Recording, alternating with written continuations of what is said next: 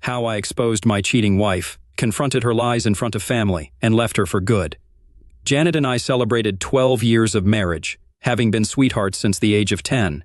Opting out of college, I landed an entry-level job as a draftsman at Desmond Engineering right after high school.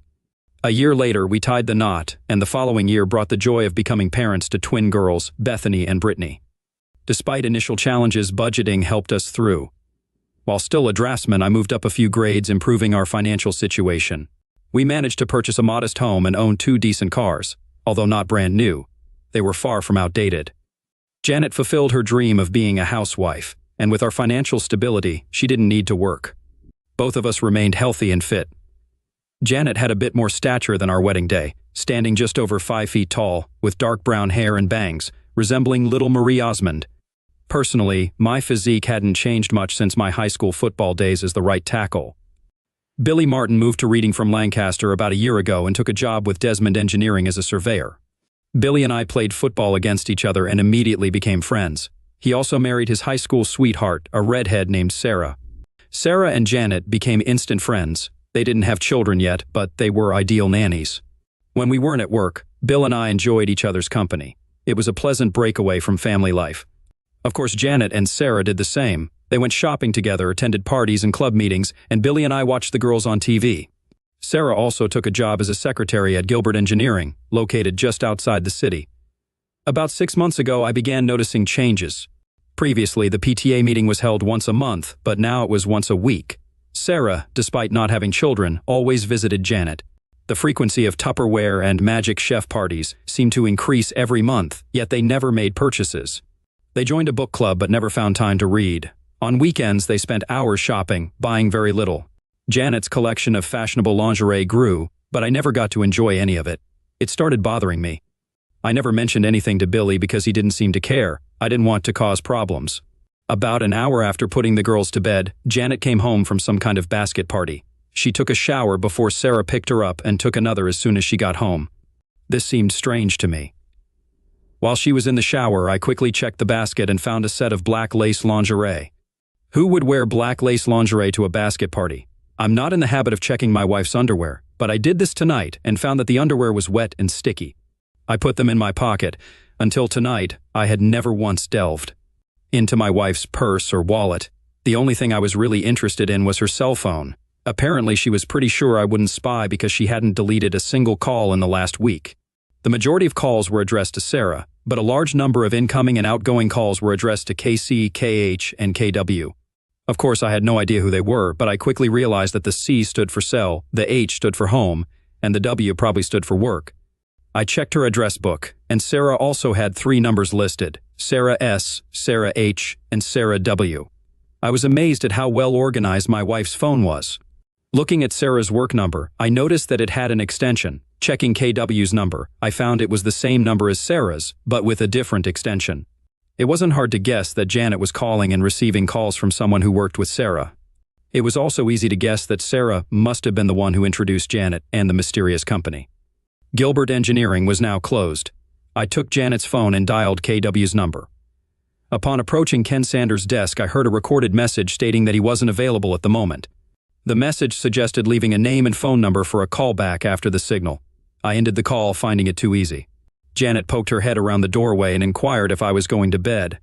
I responded that I was almost done with the book and would get up when finished, acknowledging the possibility of falling asleep on the sofa. It was my intention to sleep on the couch. It was a restless night. I kept trying to figure out what I did wrong or what I could have done differently. It was a terrible waste of time and mental effort.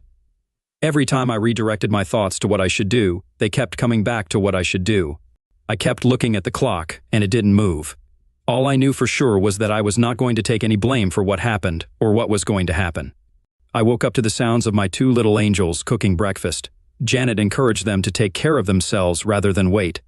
The idea was good, and it appeared to be effective. While stretching and scratching myself, my wife entered the room and mentioned that I should hurry up or I'd be late for work. I assured her it wasn't a problem as I wasn't going to work that day.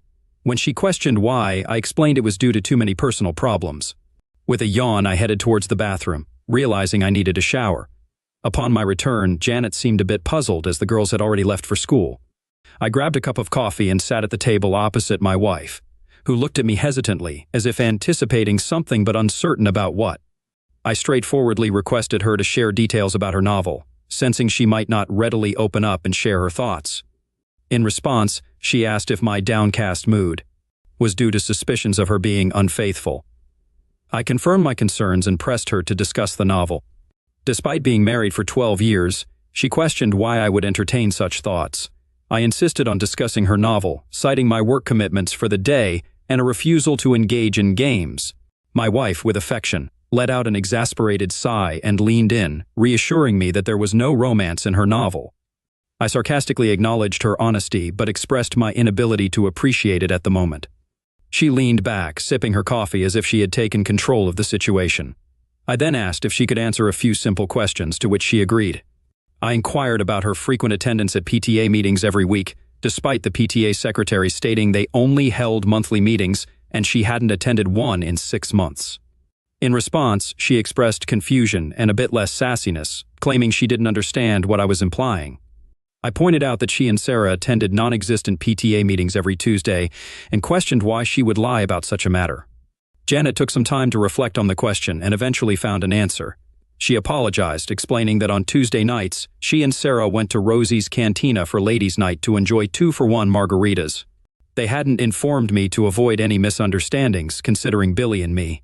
She admitted it was a mistake and promised to inform us from now on. I remained skeptical, stating that I would verify her explanation. I suggested Sarah might support her, but I questioned what the people at Rosie's might say. In response, she emphasized that I was making a big deal out of it. She then shifted the focus, asking about my behavior at little Tupperware parties, questioning why I took a shower before leaving and another upon returning home. I explained that it was to eliminate the smell of smoke from my hair, as many women smoked at those gatherings. She continued probing, asking why I wore fancy underwear to those parties but not for her unless it was a special occasion. I admitted not having a good answer, stating that I just wanted to feel dressed up when going out. Janet's lies began to irritate me, and I struggled to control my anger. Realizing it was time to address the situation, I confronted her with the soiled underwear I found the previous night, accusing her of deception. I expressed my awareness that the substance on the underwear was not mine and warned her against claiming it was due to a yeast infection. My anger escalated, and I demanded an explanation. Janet fidgeted in her chair, avoiding eye contact, seemingly unable to provide a quick response. Frustrated, I pressed her further, questioning why she had come home with soiled underwear and insisting on an explanation. She urged me to stop and expressed her inability to endure the situation any longer, claiming we had been married for 12 years. She questioned how I could treat her in such a manner. The continuous stream of lies and constant denial overwhelmed me. With all the strength I could muster, I hurled my partially filled coffee cup across the room, shattering the front of the microwave. This time, there was no doubt I had Janet's attention. The expression on her face was new, as she had never witnessed my anger before. Leaning over the table, I confronted her loudly, demanding information about Ken Sanders. She rose from the chair and moved towards the sink, trying to evade the conversation, repeatedly stating that he was just a friend.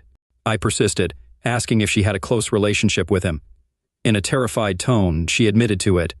I pressed further, questioning if she had slept with him the previous night. With remorse in her voice, she confirmed it, urging me to stop and expressing sincere apologies. She stood at the sink, sobbing uncontrollably. After pouring myself fresh coffee, I heard Janet's cell phone ringing. Her eyes shifted nervously between me and the phone as she suggested answering it, identifying the caller as Ken. I pressed the speakerphone button and greeted Ken, who sounded distressed, mentioning a call attempt on his work number the previous night. Janet seemed frozen with fear, and I nodded in acknowledgement.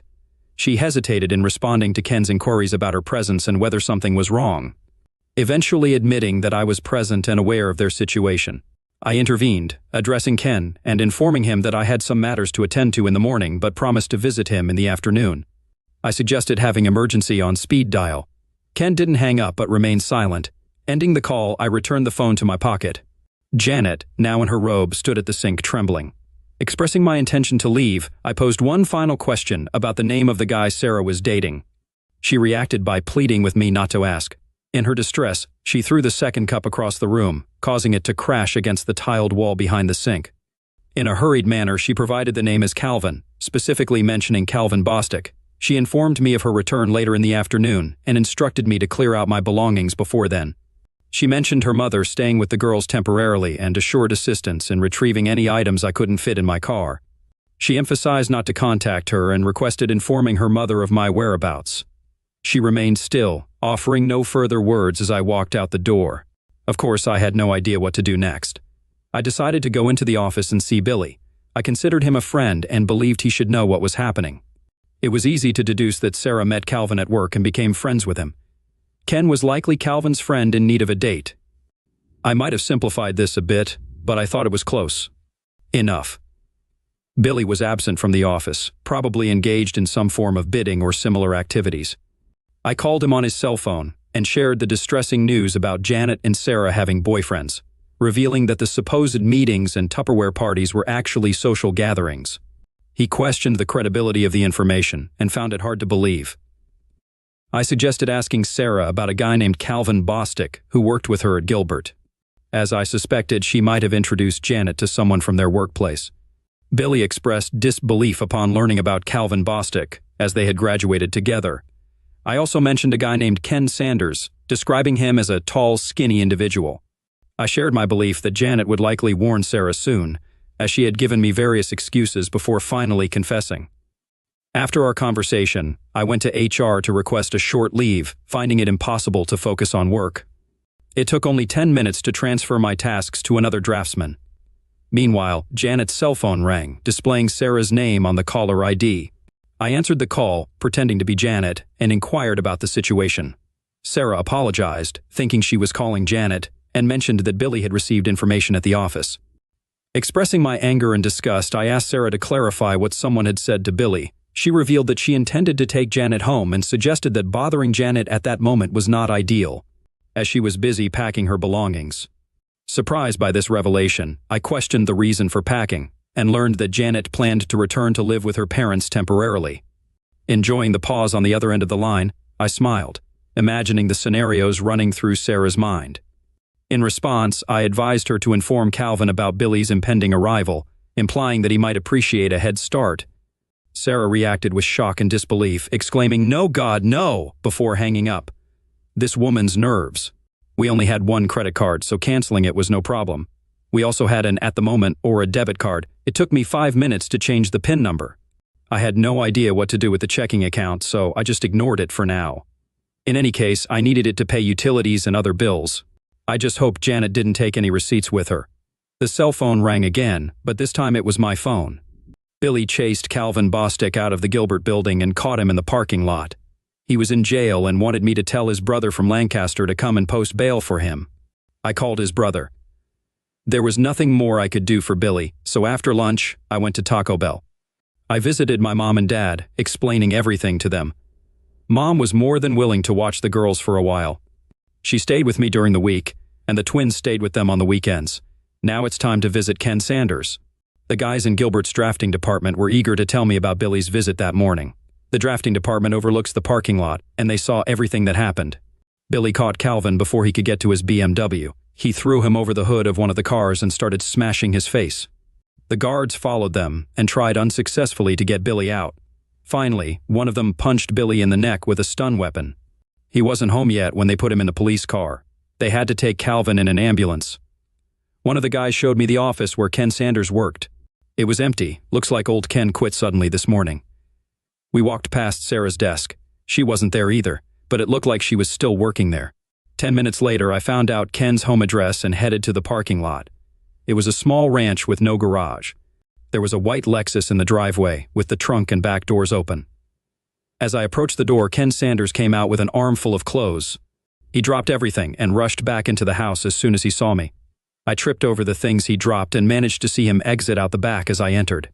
I had to laugh at his reaction. Damn, I wasn't like Billy, I was a good guy. It looked like the kind of place that would be rented fully furnished, that's why he didn't have a truck.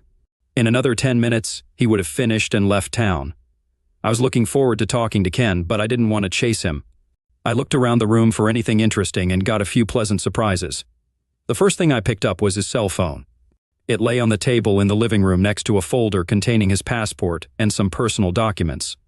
There was a cute little laptop computer on the dining table. I couldn't find anything else, so I packed up the few goodies I had and left. I didn't want to do anything that could be considered criminal. so I resisted the urge to crash his car. This was beautiful. I believe it might be considered a crime to take items from the house, but he left the door open and anyone could have taken them. Unable to restrain myself entirely, I let the air out of just one of his tires. He'd need to empty the trunk to access the spare tire, and I'm sure he'd do it with one eye on the street, searching for me. I'll retrieve it later, he got the message. I went to the prison to see Billy. His brother and he were occupied with legal matters, so I just waved and smiled at him. It seemed he had everything under control. Mom was already at home, and dinner had started. We chatted briefly, and then I brought the things I bought from Ken into the office where my computer and belongings were kept. Before I could examine them closely, Beth and Britt returned from school. I decided it would be best to inform them about what was happening before they inquired. I didn't get a chance. Bethany eagerly greeted me, questioning why Grandma was present and inquiring about Mom's whereabouts. I explained that Mom and I decided to take a break from each other and she would be staying with her parents for a while. Brittany seemed pleased with the news, claiming victory in a bet with Bethany. She gloated about winning and explained that their argument revolved around Mom cheating on me. Bethany, however, denied ever mentioning anything about Mom cheating, asserting that they were not naive and knew what was happening. She admitted that Brittany was right, and that Mom was indeed cheating on me. Expressing surprise at how I found out, she criticized me for being slow and too trusting. Brittany, in an unusual gesture, placed her hand on my shoulder, attempting to console me. The situation was surreal, a 12-year-old girl trying to comfort her father in the midst of a family crisis. One Saturday, when Mom and Sarah said they were going shopping at King of Prussia, Mom wouldn't let Brittany and me go with her. She said it was an adult shopping day, and she would compensate us for it later. When we got to school on Monday, 2 kids said they saw her with a guy in Nobles Grove. We called them liars, but one of the girls had a photo on her cell phone. It seemed pretty trivial. I thought there must be an explanation, but Britt said she was cheating. Why didn't you tell me anything? They both just shrugged. A couple of weeks later, Tracy Mercer's parents saw Sarah, Mom, and 2 guys at TGI Fridays in Allentown. They told Tracy about it when they got home. I sat dumbfounded. Thank God Grandma invited us to dinner. We didn't discuss the issue during dinner, and I apologized before the dessert arrived. Luckily, the twins decided to leave the topic for the rest of the night. I felt relieved. I had just started examining Ken's laptop when his cell phone received a text message. The message read, Dax4synf YJ. Dear Ken, sorry for the love, Janet. While I'm not the best at texting, I easily deciphered this message. It was sent from Sarah's cell phone, indicating that Sarah and Janet were together. Temptation got the better of me, and I couldn't resist letting Janet know that I had Ken's cell phone by spelling out Taj. I spent the next couple of hours examining files and folders on Ken's computer. Although I found no emails between Janet and Ken, there were intriguing emails between Ken and some old friends in Lancaster. What I read shocked me, and I certainly didn't appreciate it. Janet and I had been together for almost our entire lives, and now I discovered that I never really knew her. In less than a year, she seemed to have become closer to Ken than she had with me in almost 20 years. As I replaced the cartridge in the printer, I noticed tears streaming down my face. This wasn't my usual reaction. Her deception had hurt me, and now I felt the salt in the wounds.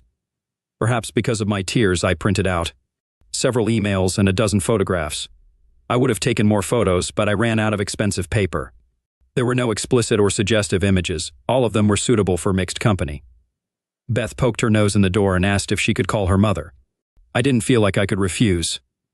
My mother was with the twins while they talked to Janet, and she overheard everything.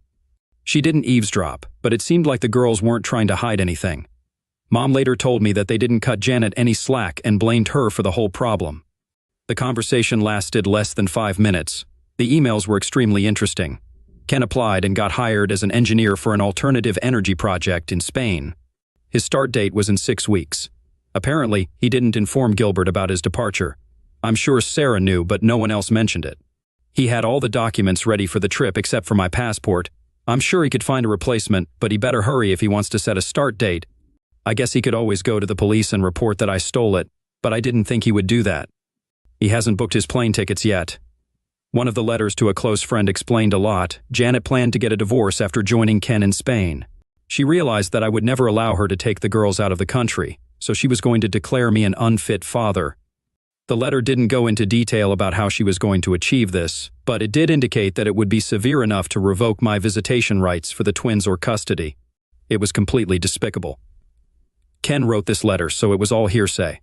I would have liked to have received something original from Janet, but I had to make do with what I had. I printed out several copies of this letter. Mom fell asleep watching Leno, so I sent her to our bedroom. The girls had already gone to bed. I fell asleep on the couch, and there were 4 empty beer bottles on the coffee table. I woke up to the smell of fresh coffee and bacon. Mom always prepared a good breakfast. The girls were finishing their cereal when I approached the table. I had to endure some good-natured teasing before I could start cooking the eggs. The conversation was casual until it was time for the bus. I expressed my concerns to the girls, informing them that their mother might try to separate us by labeling me an unfit parent to retain custody of them. I emphasized my openness to shared custody for their happiness, but clarified that I wouldn't give up my right to be with them. I urged them not to choose sides, but to be cautious and not believe any falsehoods. Brittany assured me that they were smarter than I thought and that they loved Mom but wouldn't let her damage me. She smiled, and Beth gave me a thumbs up before they left. After their departure, Mom refilled my cup and joined me at the table. She encouraged me to relax, assuring me that everyone was on my side. Following a shower and shave, I dressed slightly nicer than usual. Leaving the house with 3 mobile phones felt peculiar, and I made a mental note to purchase the cell phone charger that Ken had given me, though I probably wouldn't need it. I preferred to be prepared. I checked in at the Family Services office and awaited the caseworker's call. Upon receiving it, I was surprised to recognize the woman who assisted me, Jody Mitchell, whom I hadn't seen in over 10 years. She greeted me with a remark about our shared past in high school. She remembered me from those years when she was part of the goth group that stuck together, facing ostracization, particularly from athletes like me. Though she looked normal now, I couldn't forget her pink hair, black lipstick, and dark eye makeup. The sign on her desk read, J. Mitchell, indicating she likely hadn't married.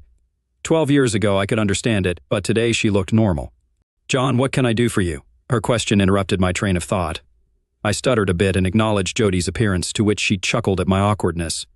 I apologized if my words had been embarrassing, and she reassured me to relax. She shared that halfway through college, she realized she could face the world authentically without a false facade. Jody mentioned she had been what I might call normal for almost a decade now, feeling much more comfortable this way. However, she acknowledged sounding patronizing at times and apologized for her difficulty in keeping her foot away from her mouth. Moving on, I asked Jody if there were any files or reports on me. She confirmed there was nothing under my name or Janet's, indicating that it seemed we were providing for our children rather than mistreating them. I affirmed having 12-year-old twin girls, Bethany and Brittany. Shifting the conversation to the main issue, I explained that my wife planned to leave me and take the girls with her. Jody acknowledged the commonality of such situations and inquired if there was a specific reason for her actions. I pointed out that there were no supporting documents or accusations in their records, expressing concerns about potential setups. Jody explained that their computer not showing anything didn't mean I was in the clear. She suggested my wife might be gathering information, like medical records or police reports, before reporting to their office. In response to my skepticism about being set up, Jody clarified that she wasn't saying I couldn't win. She questioned why I thought my wife would take such actions. Despite my initial reluctance, I felt compelled to share an email from Ken.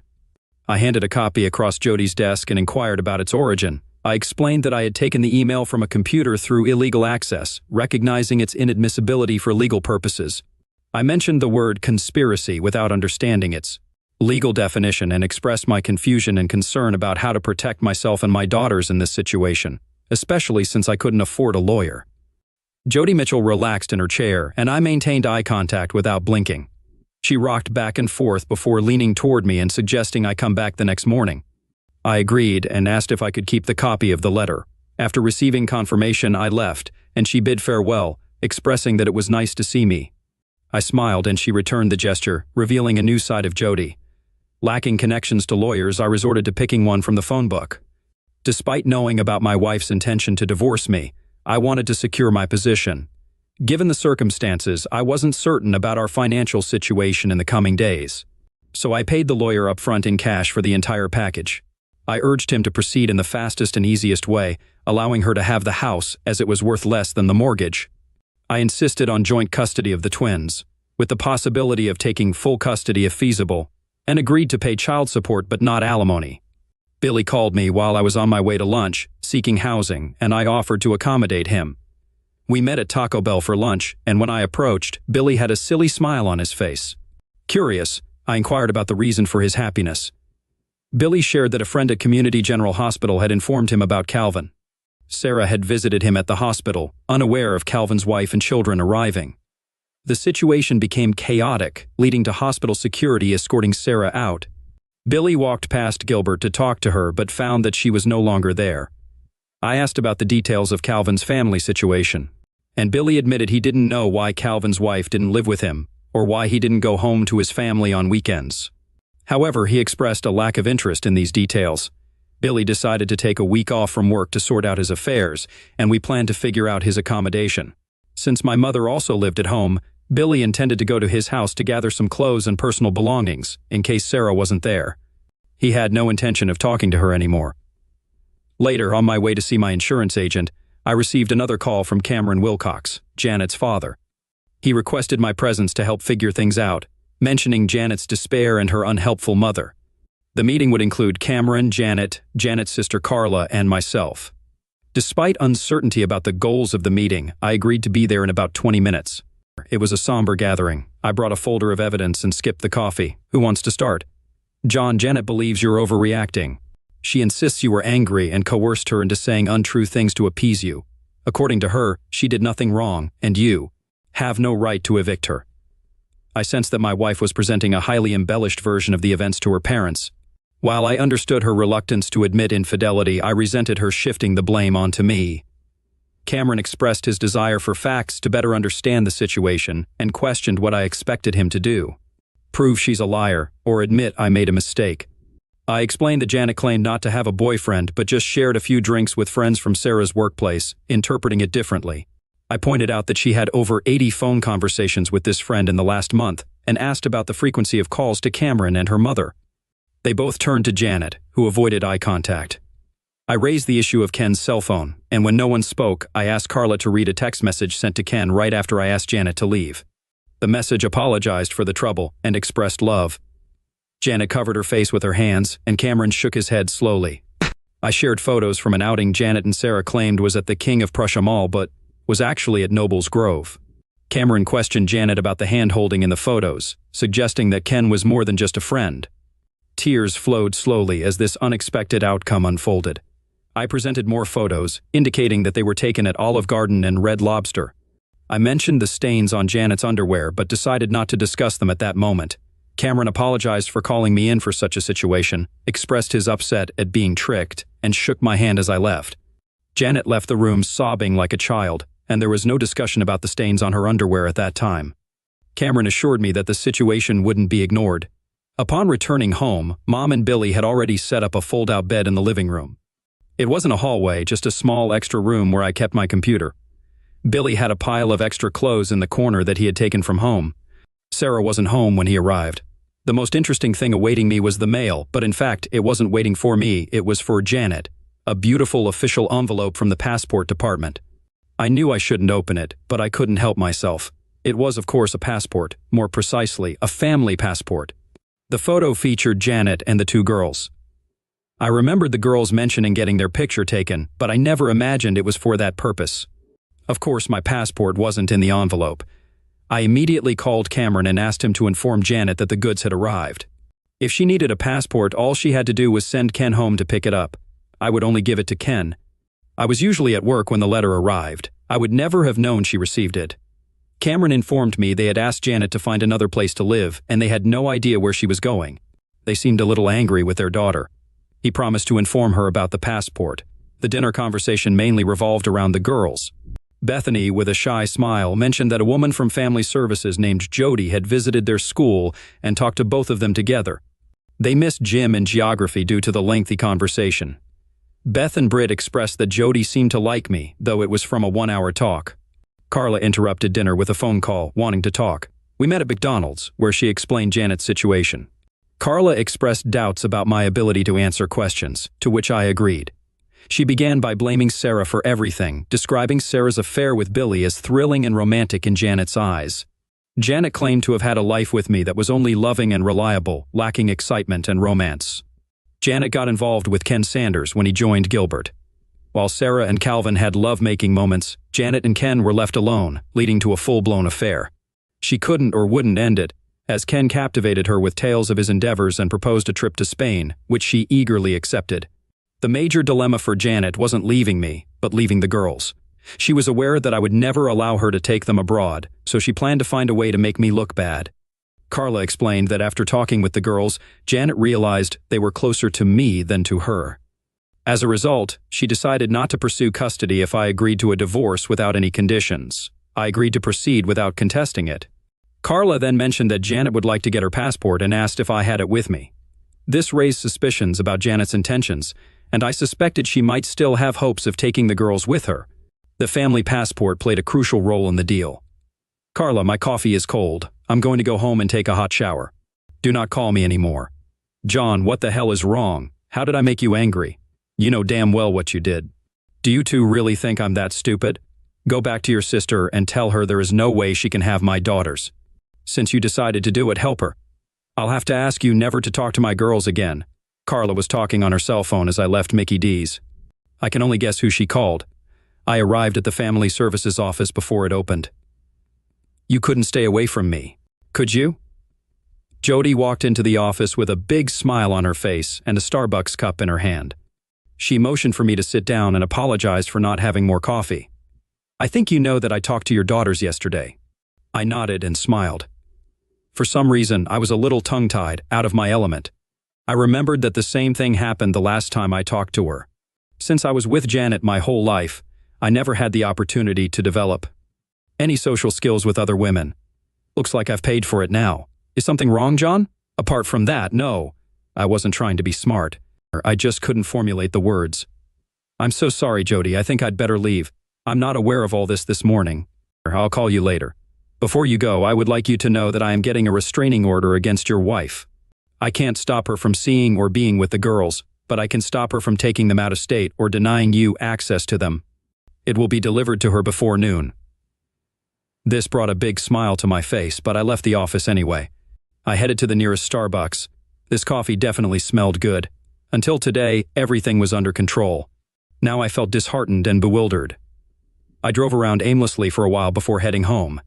Billy informed me that Sarah had relocated to her parents' house near Afa, so he was only returning to his place until he could sell or rent it out. He spent the morning at the bank, the insurance company, and the law office, hoping to secure some money from Gilbert. Unfortunately, they had no company policy against fraternization, making his efforts an uphill battle, as his lawyer explained. Passing by the hospital, he discovered Calvin was being discharged. Calvin's wife, in the process of completing her discharge paperwork, intercepted Billy, expressing her gratitude for his assistance and explaining her attempt to persuade Calvin to drop the charges. Surprisingly, she had been trying to mend the situation with Calvin for several years without success. After Billy left, I sat on the porch, nursing a beer. Mom brought me a meatloaf sandwich and joined me in silence, sharing the beer. She mentioned that Dad would come for dinner and stay the night. When Jody Mitchell arrived, Mom retreated into the house. Jody sat beside me, declining the cold beer I offered. We sat in silence for a few moments before she spoke. "I served Janet's papers about an hour ago. She was quite upset, by the way, staying with her sister." I finished the long neck I was holding. "It may seem good, but why do I feel so bad?" "In such situations, there's nothing good, John, just less bad." I pulled out another beer, hesitated, and returned it to the refrigerator. "Could you come in and explain all this to the girls? I get along with them, but no matter how carefully I phrase it, it might sound like I'm blaming their mother. I fear it could push them away. How about 7 tonight?" I nodded and she stood up, walking to her car. Halfway there, she looked back, a positive sign, and I smiled. She smiled back. Jody visited that evening and spent considerable time with Beth and Britt. Billy and I busied ourselves searching his house, removing anything that belonged to or reminded him of Sarah. Jody began frequenting our house several times a week, spending as much time with my mom as with the girls. I noticed she was avoiding me. While this suited me, I was curious. One evening after the girls had gone to bed, she sat beside me. I felt the need to talk to her, but she initiated the conversation. She asked if I had any wine, preferably with a cork. I explained that I had wine, but they all had screw caps. She found it amusing and requested something red, so I poured a bottle into a container that resembled more of a jug. As we drank, I gathered the courage to discuss the girls' well-being during her visits. She mentioned that the twins were fine and didn't necessarily need to see her. Surprisingly, she clarified that she visited to see me, not the girls. I was confused as she rarely engaged in conversation during her visits. She admitted that she thought I might have a rule against fraternizing with clients, which we both found amusing. To lighten the mood, she brought up the topic of tattoos and expressed surprise that I hadn't asked to see hers. I confessed that I had 4 tattoos from my high school days, 3 of which were easily visible and 1 more discreet. She playfully suggested a game of finding the tattoos. Maintaining quiet to avoid waking the girls, the 4th tattoo was in a secluded place, and I admired her for a while before she left, apparently before the twins woke up. However, I sensed they might have been aware of what occurred. I instructed my lawyer from the phone book to finalize and deliver the divorce papers. Janet, still residing with Carla, received the papers, but there was no response. Several more weeks passed, and my father's health declined. Mom spent more time with him than with me. Luckily, school concluded and the girls spent the summer with her. By the end of summer, Dad moved to a nursing home. Billy and I assisted Mom in preparing the family home for sale, and she moved back in with me. Jody visited the girls at their mother's all summer and spent 3 or 4 evenings a week with me. They went shopping and out to dinner together, and I appreciated the attention. Brittany and Bethany were giving, at least. I didn't envy them anymore. I was pretty sure they knew what was going on between Jody and me. Janet called the girls about once a week, but the conversations were always short and, according to her mother, seemed tense most of the time. The twins didn't even tell me she called. Billy's divorce from Sarah was finalized. I had no idea what my status was. He also decided he wanted to start his own surveying business and asked me to come with him. I didn't have enough money to contribute until my mom came to the rescue. When she and her father ran out of money, Medicare picked up his expenses. Instead of watching it all disappear, she thought I should use it for business. I believe she also thought of it as an investment in her future. 3 months later, Billy and I had our own small surveying business. Fortunately, my drawing skills developed into drawing stories. About a week into the new semester, the twins were visited by their mother. They thought they would go to the guidance office to see Jody, and they were both disappointed to see Janet. They tried their best to be polite and respectful to her, but they still couldn't. She told them she loved them both and was sorry things turned out the way they did. She was going to Spain to see the windmills and would send them some postcards. She promised to call them every year on their birthday and send them amazing Christmas gifts. They said she cried when she left. Janet never called me to tell me she was leaving, but the next week her parents showed up at the house. They apologized again for what Janet did, but made no attempt to defend her or justify her actions. Brittany and Bethany were their sole grandchildren, and they desired the opportunity to see them. I had no qualms about their request. They conveyed that Carla felt too ashamed to approach me, torn between her sister and her parents. 2 months later, my divorce was officially concluded. Jody and I opted to celebrate at Red Lobster. It was a rare evening without the girls, who seemed content. In fact, I believe they were somewhat elated. We spent the night at a local Holiday Inn. The twins welcomed me back with delight at 10 the following morning. Though they didn't voice it, they smiled from ear to ear throughout the day. A year later, everything was going well, but unfortunately, my father passed away. Mom considered relocating to Florida with her sister, but was reluctant to leave the girls. The twins thought their grandmother should part, but proposed that Jody take her place, even if she couldn't cook as well as my mother. They also insisted they were old enough to have separate rooms. It was an evident and viable plan. The girls received birthday cards from their mother, but there was no phone call. She also sent numerous postcards, all depicting Spanish windmills. I wasn't sure of the significance. For Christmas, she sent 2 stylish embroidered dresses, unaware that the girls were entering their teens and might experience a growth spurt. Surprisingly, they didn't mind that the dresses were too small. Gilbert Engineering became our major client. Billy was pleased to discover that Calvin was now teaching electronics at Lebanon County Vocational School, a significant downgrade. Calvin was no longer married, and Sarah remarried and relocated to California. Ken Sanders didn't last 6 months in his new job, now working in the States, but his whereabouts remained unknown. Billy sought information through his high school's alumni association. My best friend always believed I got away with Ken too easily. Strangely, the girls continued to receive postcards featuring windmills with no specific information, just general sentiments. Cameron informed me that Janet called them several times from her job at a travel agency in Barcelona. She never mentioned Ken or disclosed details about their past. Jody and I quietly got married in Maryland a year later. She was expecting, and Brittany and Beth were as thrilled as we were. They looked forward to having a goth sister, sharing a private joke that they never let me in on. The significance of Spanish windmills remained a mystery to me.